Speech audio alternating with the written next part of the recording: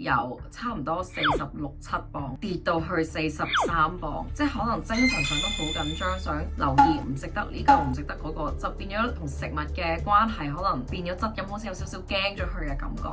我最近嘅經期已經差唔多2個月冇嚟，咁醫生就話如果3個月都唔嚟嘅話，就要 medically induce 一個 period。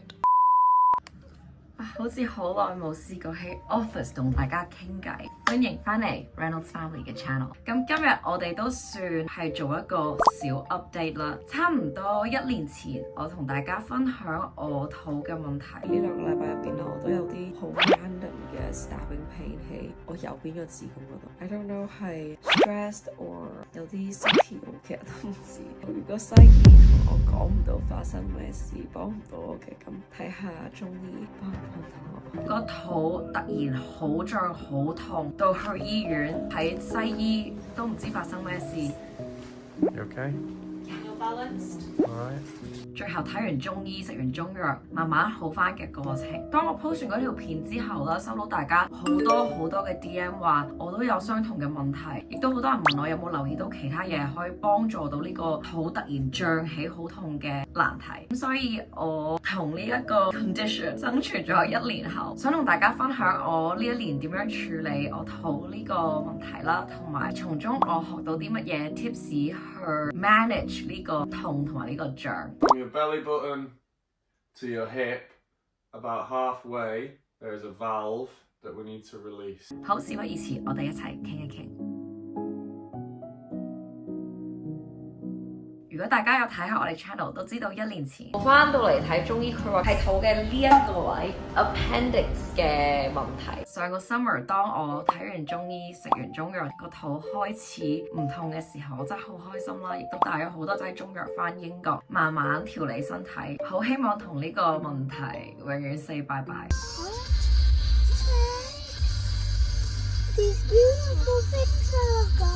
係咪情歌嚟㗎？你有冇情人啊？帶翻咗嚟英國個幾個月之後，發覺個肚無啦啦又會脹起嚟，又會好痛。前面睇好似冇乜嘢咁，我真係好 confused，因為我已經照過所有需要照嘅嘢，抽晒所有要抽嘅血，但有時無啦啦就會咁樣。最辛苦就係脹住嗰個痛。Don't know。咁我就覺得真係好奇怪啦。咁我老公就 encourage 我，不如你每一次痛嘅時候，你就諗翻你食過啲乜嘢，咁就寫翻低。其實都唔知有冇同大家 share 過，我係對奶類嘅食物有啲敏感啦。飲咖啡啊、茶嗰啲一定會用 oat milk。我已經好多年冇飲過牛奶，唔會食芝士啊，唔會用牛油。咁如果我真係去旅行，好想食當地嘅美食，但係又有奶類嘅成分呢，我就會食 Milk Aid 或者類似嘅藥，咁佢就會幫助我個身體去 break down 奶類嘅食物。咁所以其實我都知道自己有咁樣嘅敏感啦，所以我已經好小心。但係 summer 之後，我每次個肚脹，我睇到我自己食咗乜嘢呢，我慢慢發現咗一個 pattern， 就係我每次食完包啊或者意大利粉啊或者任何有 gluten 嘅食物之後，個肚1至2個鐘內就會慢慢有一個唔舒服嘅感覺，跟住就會脹起嚟。咁留意咗呢個 pattern 之後，老公咧就話：咁我哋不如試下唔食，咁就轉翻做食飯或者食啲 gluten free 嘅包或者 pasta。跟住咧就即刻留意到，咦，好似真係冇事喎，個肚一段長時間都冇脹起嚟痛起嚟。咁我就慢慢要接受，可能唔止係對奶類嘅食物有敏感，對 gluten 嘅食物都有敏感 ，which 其實都係好困難嘅，因為奶類食物可以俾 oat milk 啊、soy milk、almond milk 去代替，但係 gluten free 嘅食物多數食落去都係有少少食 sawdust 嘅感覺，麵包嘅面係好硬，係同真嘅爭好遠。So 發現自己食唔到 gluten 就係差唔多10月左右，到10月至1月啦，我係由差唔多46-47磅跌到去43磅，即係可能精神上都好緊張，想留意唔食得呢個唔食得嗰個，就變咗同食物嘅關係可能變咗質咁，好似有少少驚咗佢嘅感覺。但係咧，我真係喺呢度好想講，唔好睇完呢條片就話喂，啱啦，咁樣減肥啦，因為其實過度節食咁樣減肥係好唔健康，係對你 physical 同 mental health 都好差嘅。咁喺呢幾個月入邊啦，雖然係真係瘦咗好多，但係我絕對唔覺得係我身形靚咗好多，因為我嘅 calorie intake 可能太少，變咗我例如做 gym 嘅時候冇咁多力去做，變相我上個星期好多力操練嘅身體冇晒啲 muscle， 冇晒啲 definition。我見到塊鏡自己嘅影子都好似皮包骨咁樣，唔係一個好健康嘅狀態。12月嘅時候，突然啦發覺一起身已經好似好攰咁，好冇精神，做下 gym 都好似搖搖擺擺咁樣。最近真係好刺激，因為除咗 blood test， 我最近嘅經期已經差唔多2個月冇嚟。咁醫生就話，如果3個月都唔嚟嘅話，就要 medically induce 一個 period。佢亦都有話，有機會係因為瘦得太多太快，個身體咧就認為你冇嘢食，唔夠食物，咁就唔適合懷孕，所以影響到經期。So yeah， 真係要睇下點樣調理翻身體。嗰陣時啦，仲要個頭有少少頭暈，個心跳得好快，咁我就去咗睇醫生。醫生咧有幾樣嘢就有少少擔心嘅。佢見到我瘦咗咁多，就推斷咦會唔會係有 anemia 或者 thyroid 嘅問題，或者係咪有 celiac disease？ 咁其實我真係喺 NHS 嘅經驗好好，因為睇完醫生之後 within 1個禮拜已經即刻 send 咗我去做 test 啦。到咗抽血地方 ，got my papers。Any of them. Alright. 去驗我有冇呢啲問題。當時啦，我想講即係心情上係真係有啲擔心嘅，好似我之前都講過，當你有小朋友嘅時候，你會好擔心哦。如果我有啲咩病，小朋友點算咁我哋就慢慢等個 result 嘅時候，老公其實都有同我講佢嘅名句嚟嘅 actually negative energy is wasted energy。咁佢又同我講，你嘅問題會唔會就係因為你太 stress， 驚食錯嘢，跟住個肚脹又痛，所以精神上變得好緊張，令到自己再瘦，再食得唔好，頭暈暈，身虛虛。咁其實個血報告出咗嚟之後呢，所有嘢都係 negative， 可能就因為我嗰陣時好擔心係咪有病，嗰個 stress 令到自己更加有呢啲病徵。咁我慢慢好理解到，而家市面上好多講話心靈健康呢啲，其實真係好重要。咁我成日都同大家講，要正面，要開心，要從好嗰邊諗。有時我真係要同自己講翻呢一段說話。咁到3、4月我出咗報告，我哋去日本嘅時候，我就同自己講 OK, you've got a clean bill of health from the hospital。 我要去轉自己嘅 mindset， 唔好諗我個身體一定係有啲乜嘢問題 hypochondriac I'm healthy, I'm good, I'm happy。 慢慢去 adapt 呢一個態度啦。我亦都同食物去做翻一個好朋友啦。室外食晚餐，呢個英國最靚嘅時間。One of the good days. 唔好驚咗食嘢 ，instead 去做多啲 research， 揾多啲食譜，去揾啲我可以食嘅嘢。呢個我哋個 local fish shop，呢啲咧本身我哋唔知，呢啲係 sashimi grade 嘅三文魚。八爪魚又有，蟹蓋都有得買。食嘢食得好，唔係淨係影響你嘅肥瘦、身材靚唔靚，真係影響晒你成個人嘅身心。